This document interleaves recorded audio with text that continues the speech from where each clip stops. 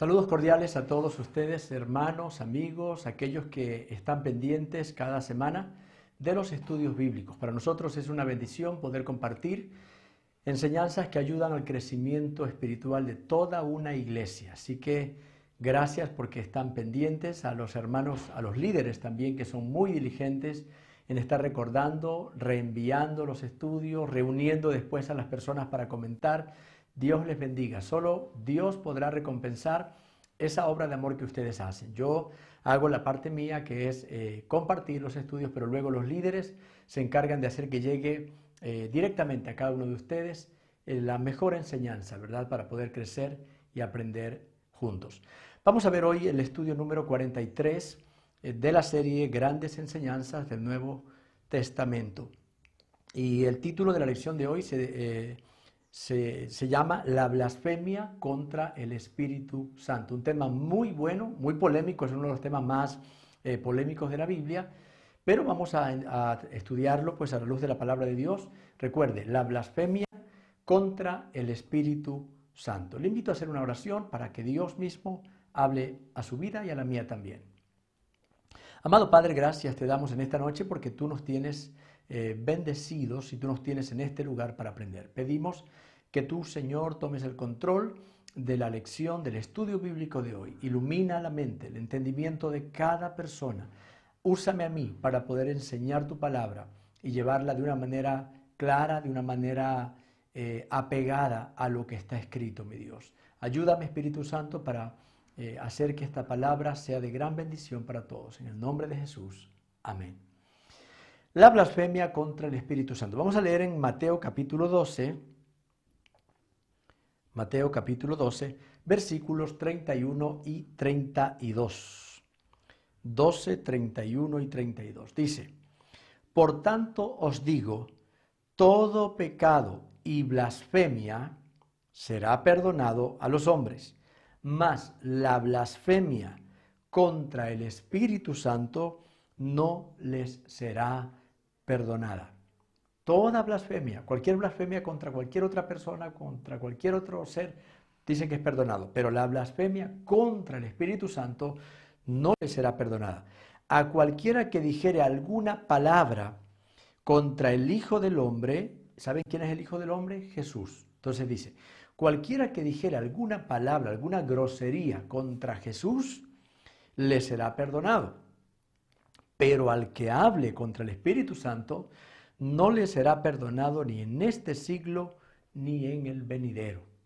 Este estudio es muy bueno porque puede alguien rápido con lo que leyó decir, o sea que con Jesús uno sí se puede meter, o sea que al Padre no le importa que a Jesús lo ofendan, pero al Espíritu Santo no. Quiere decir esto que el Espíritu Santo es de más alto rango que Jesús y por eso con Jesús nos podemos meter, pero con el Espíritu no. Vamos a responder a esas inquietudes. Dice la palabra blasfemar, que para mí es la palabra clave dentro de este estudio. La palabra blasfemar quiere decir ofender, insultar, calumniar.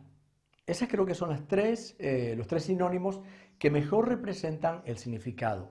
Ofender, insultar, calumniar. ¿Calumniar qué es? Es hablar algo que no es verdad. Es inventar cosas que no son ciertas. Usted sabe lo que es una calumnia cuando a alguien le dicen de algo que usted nunca cometió y pues andan hablando por ahí. Entonces, todo eso es blasfemar, insultar, maltratar, ofender o calumniar. Dice, la Biblia habla de que al blasfemar u ofender al Espíritu Santo no será perdonado ese pecado a las personas. Ese pecado no tiene perdón. ¿Por qué es tan grave? Creo que esa es la pregunta que surge. ¿Por qué es tan grave el pecado de blasfemia, pero al Espíritu Santo? Al Espíritu Santo. ¿Y por qué es tan difícil que no puede ser perdonado? Si acaso no nos dice la Biblia que Jesús murió en la cruz, que derramó su sangre para perdonar todos los pecados. ¿Será que la sangre de Cristo no tiene suficiente poder, que ese pecado es más fuerte y no lo puede perdonar? Vamos a ver. Veamos la razón por la que Jesús habló sobre este tema. Es bueno siempre entender el contexto, a ver, ¿de qué estaba hablando? ¿Por qué se dijo eso? Siempre eso es bueno, hasta en una conversación, el contexto en el que se dice algo influye bastante para entender bien las cosas. Vamos a suponer que una persona dice, digamos que una persona dijo, no quiero seguir viviendo. Lo dijo así. Entonces alguien lo escuchó y va y riega esa información y dice, yo escuché a tal persona que dijo, no quiero seguir viviendo. Solo sacó esa parte. Entonces vamos a suponer que eso que esa persona estaba hablando estuvo grabado, lo grabaron estaba en un video. Y entonces la persona después se entera que andan diciendo que él dice que no quiere seguir viviendo, que se quiere matar, que quién sabe qué. Y la persona dice, a ver, yo dije eso, pero yo estaba hablando de otra cosa. Entonces vamos a ver el video. Entonces cuando empiezan a ponerle el video, le ponen play para ver qué es, de pronto la persona está diciendo, ¿saben qué? El mundo está muy difícil, la situación está muy complicada, la maldad cada vez aumenta. Yo creo que si las cosas siguen así, es mejor no seguir viviendo aquí. ¿Para qué seguir viviendo? Así no quiero seguir viviendo. Entonces, tenemos que prepararnos, tenemos que estar listos para que cuanto antes venga el Señor y pedir que Él venga por su iglesia, porque yo quiero seguir viviendo en la eternidad. Entonces, mire, ahora cambia el contexto, no es que estoy pensando en matarme, solo estoy diciendo que no vale la pena vivir en un mundo así. Entonces es muy importante entender el contexto. Ya al entender el contexto, ha estado hablando de otra cosa, pensábamos que era que estaba despechado de la vida y se quería matar. Es muy importante el contexto. Vamos a ver entonces el contexto en el que Jesús dijo de la blasfemia contra el Espíritu Santo, de qué estaba hablando. Jesús acababa de liberar a un endemoniado. Este endemoniado estaba ciego y mudo, como dice en el capítulo 12, versículo 22, que lo voy a leer. Dice, entonces fue traído a él un endemoniado, ciego y mudo, y le sanó de tal manera que el ciego y mudo veía y hablaba. Ese fue el contexto. Le trajeron un endemoniado que no podía hablar ni ver a causa de la posesión demoníaca. El demonio lo estaba controlando tanto que le había afectado hasta la visión.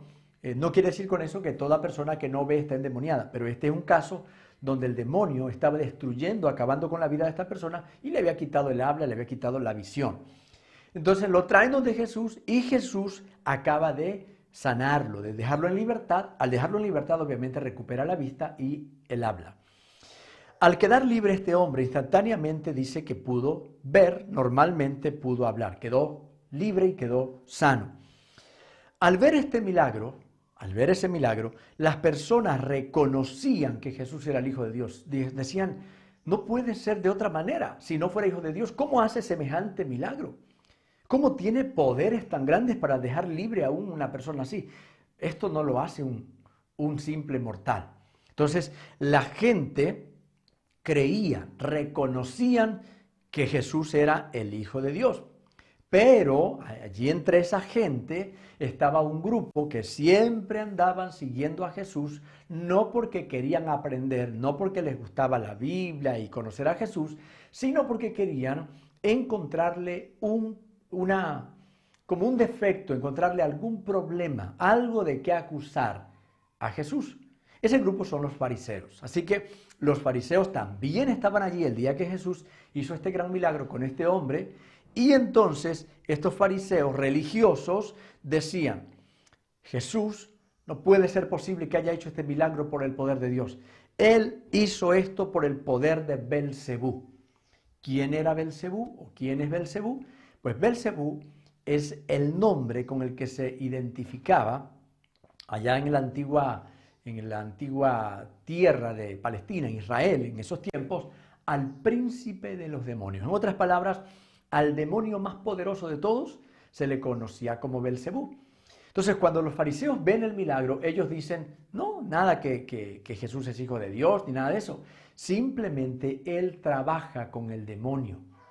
Y el poder que tiene para hacer eso viene del mismo diablo. Belcebú, el príncipe de los demonios, es que lo capacita para que él pueda hacer estas cosas tan tremendas, ¿no? Como lo que acaba de hacer con el endemoniado que lo dejó hablando y viendo. Ese es el contexto. Entonces, ¿quiénes fueron los que le dijeron? Los fariseos. Gente endurecida de corazón, criticones, murmuradores, gente mala que no querían a Jesús, no querían, miren, ni ellos se querían convertir, ni querían que otros se conviertan. No entraban ni dejaban entrar. Como dicen, bueno, alguien en Manabí hay una frase que dice, no raja ni presta el hacha. O sea, si no quieres ayudar, deja que otro haga. Pero ellos no querían convertirse y tampoco querían que la gente se convierta. Belcebú, el nombre con el que se llamaba el príncipe de los demonios, quiere decir, esa palabra quiere decir príncipe de las moscas o el dios del excremento. Excremento es el popó. Entonces, esa palabra quiere decir eso. Era un demonio, era como le digo, el príncipe de los demonios, al que le conocían con ese nombre como el príncipe de las moscas o del excremento. ¿Ya se imaginan lo asqueroso, lo terrible que debería ser o debía ser ese demonio? Es el principal de todos los demonios, representa lo más inmundo que puede existir. Eso sí era una ofensa muy terrible. Entonces, lo que estaban diciendo es, Jesús tiene poderes provenientes del más inmundo espíritu del mal. O sea, es de lo peor. Este Jesús es un emisario, un colaborador del mismísimo infierno. Era lo que estaban ellos diciendo. Jesús explica que Él echa fuera los demonios por el poder del Espíritu Santo. Allí viene la explicación en el 12 del 25 al 28, dice, sabiendo Jesús los pensamientos de ellos, les dijo, mire la explicación que les da, a ver muchachones, a ver ustedes que dicen que yo sané a este muchacho por el poder de Belcebú o del diablo, miren, todo reino dividido contra sí mismo es asolado, y toda ciudad o casa dividida contra sí misma, no permanecerá. Y si Satanás echa fuera a Satanás, si ustedes dicen que a mí me da poder Belcebú y que yo soy un enviado del diablo y que como quiera de parte del diablo yo le quité los demonios, le quité el diablo a este enfermo, entonces Jesús dice, entonces Satanás está dividido. O sea, Satanás le da poder a otro para que le saque a Satanás o a los demonios de otra persona. Dice, no tiene lógica lo que ustedes están diciendo. ¿Cómo pues permanecerá su reino? O sea, si Satanás empieza él mismo a echar demonios, le da poder a uno para que le eche los demonios de otra persona, se va a acabar el reino del mal, porque él mismo está desbaratando su propio imperio, su propio reino. Y si yo echo fuera demonios por Belcebú, ¿por quién los echan vuestros hijos? Cuando alguno de los fariseos ha orado por un endemoniado, cuando alguno de los líderes de Israel ha hecho eso, ¿por quién lo hacen? ¿También el demonio o a ellos sí dicen que es por Dios? O sea, solo a mí me capacita el demonio y a ellos los capacita Dios. Les pregunta, ¿cómo lo hacen? Por tanto, ellos serán vuestros jefes, sus hijos. Algún día se levantarán y van a decir, a ver, ustedes, ¿por qué decían que Jesús lo hacía por el demonio y que nosotros sí lo hacíamos por el poder de Dios? ¿Cuál es la diferencia? ¿Cuál es el asunto aquí? Pero si yo por el Espíritu de Dios, aquí viene el tema del Espíritu Santo, dice Jesús, si yo no echo demonios por el poder del demonio, sino que por el poder de Dios o del Espíritu de Dios, si yo por el poder del Espíritu de Dios echo fuera los demonios, ciertamente ha llegado a vosotros el reino de Dios. Jesús dijo, si yo los echara por los demonios, fuera los demonios, entonces Satanás está dividido y eso no va a durar. Si yo echo los demonios por el poder del Espíritu Santo, quiere decir que el reino de Dios está aquí. Ha venido Dios a capacitar a sus hijos para que podamos liberar a personas a quienes el diablo los tenía oprimidos. Esa es la explicación que da Jesús aquí. Ahora, ¿en qué consistía la blasfemia? En este caso, ¿en qué consistió? Porque fue lo que hicieron ellos. ¿En qué consistió la blasfemia de los fariseos que cometieron contra el Espíritu Santo? ¿Cuál fue la blasfemia? Porque Jesús les habla del tema de blasfemia porque oyó que ellos estaban blasfemando, los fariseos. Entonces vamos a ver qué fue. Ellos, los fariseos, calumniaron a Jesús. Usted dirá, ¿a quién calumniaron? ¿A Jesús o al Espíritu Santo? Porque lo que estaban diciendo es que Jesús echaba demonios por poder de Belcebú. Pero aquí dice que ellos blasfemaron contra el Espíritu Santo. Entonces, ellos calumniaron al Espíritu Santo al atribuirle, ojo, al atribuirle este milagro a el diablo. Jesús fue el que oró Jesús fue el que oró por el enfermo. Pero Jesús claramente dice que Él lo hizo por el poder del Espíritu Santo, el Espíritu de Dios. O sea, el Espíritu de Dios me capacitó, dice Jesús, para yo poder dejarlo en libertad. Entonces, cuando ellos hablaron, aunque hablaron de Jesús, Jesús le dice, ustedes no se están metiendo conmigo, yo no lo sané porque yo quise o porque yo lo hice así. El Espíritu de Dios me llenó de poder para hacerlo. Ustedes están ofendiendo al Espíritu de Dios. Ahora sí está mucho más claro. Entonces, ellos calumniaron directamente al Espíritu Santo al atribuirle el milagro al demonio, a ese príncipe del excremento, en vez de reconocer que era un milagro obrado por Jesús a través del Espíritu Santo. O sea, el Espíritu Santo lo capacitaba para hacer ese milagro. La blasfemia entonces fue atribuirle al diablo la obra que Cristo había realizado por obra y por el poder del Espíritu Santo. Repito, ¿qué fue la blasfemia aquí? Fue atribuirle al demonio la obra que el Espíritu Santo había realizado, capacitando a Jesús, ¿verdad? Jesús fue el que oró, pero fue el Espíritu Santo el que le dio el poder para hacer ese milagro. Esa fue la blasfemia. No le reconocieron a Dios el milagro, sino a Belcebú, que quiere decir como que era el demonio, al diablo le atribuyeron esto. La otra pregunta que surge aquí es ¿por qué la blasfemia contra el Espíritu Santo es un pecado tan grave que es imperdonable? ¿Por qué alguien puede blasfemar contra Jesús? ¿Por qué puede blasfemar contra la mamá, contra el papá, contra el pastor, contra cualquier otro? Y le será perdonado, pero ¿por qué no pueden blasfemar o calumniar o insultar al Espíritu Santo? Esa es la pregunta ahora. Porque la obra que el Espíritu Santo vino a hacer es una obra única. Eso es clave, por favor.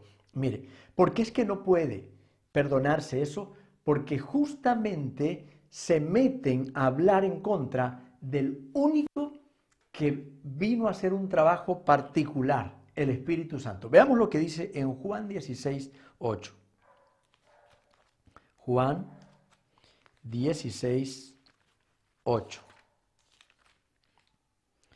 Dice, hablando del Espíritu Santo, si ustedes ven en el capítulo 16, verso 5, habla del Espíritu Santo, solo que no lo leo por el tiempo. Y cuando Él venga, y dice Jesús, y cuando venga el Espíritu Santo, convencerá al mundo, ¿cuál mundo? A los que no conocen a Dios. Convencerá a los pecadores de pecado, de justicia y de juicio. ¿Cuál es la obra que el Espíritu Santo ha venido a hacer a este mundo? Convencer al pecador de que es pecador y que tiene que arrepentirse. Hacerle ver a la gente la necesidad de volverse a Dios. El Espíritu Santo es el que le hace dar cuenta a una persona de que está equivocado, de que está mal, de que está muerto espiritualmente, de que va a haber un castigo eterno. Y si alguien ofende al Espíritu Santo, ofende al único que le puede permitir arrepentirse a la persona. En otras palabras, ¿por qué se convierte en un pecado imperdonable la blasfemia contra el Espíritu Santo? Porque estoy ofendiendo al único que puede ayudarme a arrepentirme. Y si lo ofendo a Él y estoy en esa actitud de bloqueo a la obra del Espíritu Santo, ¿cómo me voy a arrepentir? Y al no arrepentirme no hay perdón. Y al no haber perdón, infierno o condenación eterna. ¿Sí se da cuenta? Es la única persona. Voy a usar un ejemplo muy sencillo para poderlo entender. Vamos a suponer que en un colegio, ustedes saben, ahí el portero, siempre está la persona, el conserje o el portero, que está allí pues permitiendo que los estudiantes entren. Vamos a suponer que hay un portero, un colegio, un ejemplo nomás para ilustrar lo que voy a decir, que el rector del colegio le ha dicho al portero, ¿sabe una cosa? Le voy a dar a usted la autoridad para que usted, bajo su responsabilidad, usted sabe a quién deja y a quién no deja entrar. Porque tal vez se metió alguna persona y robó o abusó de algún niño allí. Entonces dice, a usted le voy a encargar. Usted asegúrese de que cada persona que entra aquí o es un estudiante o es un padre de familia. Entonces usted conózcalo, pida la información. Si llega a entrar otra persona que no es un padre de familia, nos vamos contra usted. Usted es el culpable. ¿De acuerdo? Entonces vamos a suponer que un día llega una persona allí a la institución y le dice al conserje, señor, déjeme entrar, quiero entrar a hablar con tal profesor o tal cosa. Y el conserje le dice tal vez, a ver, déjeme de ver sus documentos, usted padre de familia, ¿de qué estudiante es? No, yo no soy estudiante, no soy padre de ningún estudiante, solo que vengo porque quiero hablar. Le dice, ¿sabe qué? No lo puedo dejar pasar. Y entonces vamos a suponer que ese hombre que viene, que se cree muy importante, tal vez una persona influyente, tal vez sea un político, tal vez tenga dinero, y le dice, abrace a un lado, ¿usted quién es aquí para impedirme? Yo soy amigo del rector, yo soy amigo del profesor, yo soy un político, yo soy una persona conocida. Usted no, el hombre le dice, usted no me va a entrar. Es más, desde este momento, por haberse portado grosero, ni siquiera voy a preguntar si lo conocen adentro. Definitivamente usted no puede entrar. Uno puede decir, ¿pero por qué? Bueno, porque resulta que el rector le ha dado autoridad al conserje diciéndole, usted ve a quién deja entrar y a quién no. Claro, no es que a su antojo, pero si ve que alguien no es de la institución, no puede entrar. Entonces, la falla estuvo en que aquel hombre ofendió al único que estaba autorizado para poderlo dejar entrar. Entonces, lo mejor que hubiera hecho el hombre es decirle, mire, ayúdeme, déjeme entrar, llámelo acá, yo se lo llamo. Y podía haber entrado. Pero se metió con la persona, no porque sea más importante el conserje que el rector. ¿Me entiende? No porque el conserje sea, tal vez sepa más o sea más poderoso, más influyente que el profesor o que cualquier otro padre de familia. Simplemente porque se metió con la persona que no debía meterse. Él es el único que podía decirle pase o no pase. Ya le llamo al profesor con el que usted quiere hablar. Eso es lo que pasa acá. Jesús dice, a ver, porque alguien puede decir, entonces Jesús es más poderoso que el Espíritu Santo, porque con Jesús se pueden meter, pero con el Espíritu Santo no. El punto es por ese, es por la obra que el Espíritu Santo hace. Él es el que convence al pecador. Y si alguien se pone a pelear o a insultar al que me convence de pecado, ¿cómo me puedo arrepentir de mi pecado? No hay forma, ¿verdad? Creo que queda claro por qué es tan grave meterse. Es por la obra que realiza el Espíritu Santo. Cualquier persona que rechace al Espíritu Santo no podrá salvarse, debido a que no habrá quien le ayude a arrepentirse. Así de simple. Me meto contra el Espíritu Santo y bloqueo mi entrada al cielo, porque es el único que me puede ayudar. Al rechazar al Espíritu Santo, los fariseos estaban rechazando a Cristo, estaban diciendo no queremos nada contigo, no queremos nada con Dios prácticamente y no hay chance de que nos podamos arrepentir. La blasfemia no es un acto aislado o un simple pensamiento, porque puede alguien decir, me vino un pensamiento que creo que ya blasfemé. El diablo mismo puede valerse de eso y ponerle a alguien un pensamiento feo contra el Espíritu Santo, pero no es porque usted lo quiere pensar, sino que aprovechándose de esto, le pone un pensamiento para decirle, ya no tienes perdón, porque ya pensaste algo. Le aclaro, la blasfemia no es un pensamiento aislado. O sea, yo pienso otra cosa, pero en ese momento se me ocurrió pensar feo contra el Espíritu. No, no es algo aislado, es un estado continuo. Es algo donde la persona frontal abiertamente dice, no creo en Dios, no creo en que pueda haber milagros, no estoy de acuerdo con que digan que pueden sacar demonios por el poder de Dios, no creo que hablan en lenguas porque el Espíritu Santo les da, no creo que cuando alguien se cae es por el Espíritu Santo. O sea, en una actitud permanente. Es un estado permanente, continuo de rebeldía y endurecimiento contra el Espíritu Santo. Eso es. Eso le aclaro porque alguien puede ser, el diablo se puede valer y ponerle un pensamiento y usted diga, ya creo que ofendí porque pensé, eso no es blasfemia. El mismo hecho de que la persona se sienta y diga, creo que ofendí a Dios, es el Espíritu Santo que le está diciendo, ofendiste a Dios. El que blasfema contra el Espíritu Santo no se da cuenta que está blasfemando. Por ejemplo, si Jesús les decía algo a los fariseos, no era que decían, ay Jesús, pídele a Dios que nos perdone, de verdad que nos arrepentimos. No, ellos decían, estás loco, nosotros no tenemos miedo, no nos va a pasar nada, el Espíritu Santo no existe. O sea, podían decir lo que quieran sin sentirse mal. Esa es la blasfemia, hay un bloqueo total al obrar de Dios en sus vidas. Si usted en algún momento tiene un mal pensamiento, ha dicho una mala palabra, pero usted se siente mal porque no la quiso decir, no es blasfemia porque el mismo Espíritu Santo le está contristando, le está haciendo sentir mal por lo que dijo. Mientras una persona se mantenga en ese estado de rebeldía contra el Espíritu Santo, no podrá ser perdonado ni aquí ni en la eternidad. En ningún lado no tiene perdón. Una pregunta, ¿puede alguien que ha blasfemado arrepentirse? ¿Puede una persona que en algún momento blasfemó de verdad al Espíritu Santo, a Dios, a Jesús, puede arrepentirse? únicamente lo podrá hacer si el mismo Espíritu Santo se lo permite. Pero de ahí nadie más puede hacerlo. Si el Espíritu Santo se lo permite, es que el Espíritu Santo le está dando la oportunidad. En 1 Corintios 12:3, voy a leer, 1 Corintios 12:3, dice así: por tanto, os hago saber que nadie que hable por el Espíritu de Dios llama anatema a Jesús, y nadie puede llamar a Jesús Señor sino por el Espíritu Santo. En otras palabras, el que una persona pueda volver a reconocer a Jesús Hijo de Dios es porque el Espíritu Santo se lo ha permitido. Si alguien acepta a Jesús como Señor de su vida, es por obra del Espíritu Santo. Hay un ejemplo que demuestra que un blasfemo puede arrepentirse, pero obviamente si el Espíritu Santo se lo permite. Dice que Pablo, él mismo dice, yo fui un blasfemo. Si usted quiere lo puede revisar en su casa en 1 de Timoteo 1, 12 al 13. Pablo dice, yo fui un blasfemo. O sea, yo ofendí a Dios, yo ofendí a Jesús, yo perseguía a los cristianos, yo odiaba a los de este camino. Hasta que un día Jesús viene y lo encuentra a él. Y obviamente el Espíritu Santo convence a Pablo de que estaba en pecado. Y Pablo se arrepiente. Y Pablo luego se convierte en un evangélico predicador, apóstol y maestro. Entonces ahí alguien puede decir, Pablo no era salvo porque él blasfemó. Sí, pero si se arrepintió, fue el Espíritu Santo el que se lo permitió.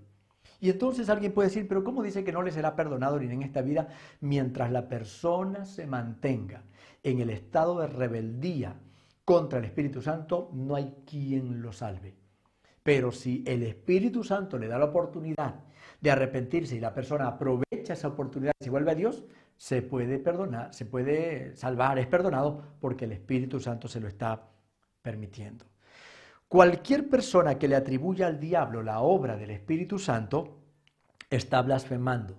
Y mientras se mantenga en ese estado de dureza, de blasfemia contra el Espíritu, no tendrá perdón. Mientras se mantenga. Y si muere con esa misma actitud, obviamente se va a la condenación. Si esa persona se arrepiente de todo corazón, será porque el Espíritu Santo lo ha recibido. No hay duda. Si se arrepiente es porque Dios se lo está permitiendo. Si usted en este momento ha recibido, tal vez ha sentido que Dios le aclaró la duda, porque en algún momento pudo haberse sentido. Yo en algún momento sentí que había blasfemado cuando era muchacho contra el Espíritu Santo porque no entendí bien. Si usted siente en algún momento eso, sepa que el hecho de sentirse mal es evidencia de que el Espíritu Santo le está dando la oportunidad. Es el Espíritu el que le está invitando al arrepentimiento. Si usted ahora siente la necesidad de volverse a Dios, es el Espíritu Santo. Él es el que le dice, acércate a Dios, puedes arrepentirte. ¿Ha blasfemado de una u otra manera? ¿En algún momento usted insultó a Dios, insultó al Espíritu Santo, le atribuyó al Espíritu Santo la obra, dijo es el demonio el que hace eso? ¿Lo ha hecho en algún momento? Si usted puede arrepentirse ahora, Él lo perdona. Vamos a orar. Si alguien quiere arrepentirse, si alguien quiere convertirse, aceptar a Jesús, ser perdonado de cualquier blasfemia, aproveche ahora. Vamos a orar. Diga conmigo esta oración. Padre Celestial, en este momento te pido que me perdones porque yo he pecado y he blasfemado contra ti. Pero me arrepiento y me vuelvo a ti. Me convierto de mi mal camino y decido obedecer a Jesús. Gracias, Dios, por darme esta oportunidad, por perdonar mis pecados y por darme una nueva vida. Gracias, Espíritu Santo, por abrirme la puerta en el nombre de Jesús. Amén. Que Dios le bendiga. Esa decisión es muy importante, cambia vidas. El versículo para memorizar se encuentra en 1 Corintios 12:3. Todos los integrantes de las células deben aprenderlo y enviarlo en un corto video al grupal de WhatsApp. 1 Corintios 12:3. Que Dios le bendiga.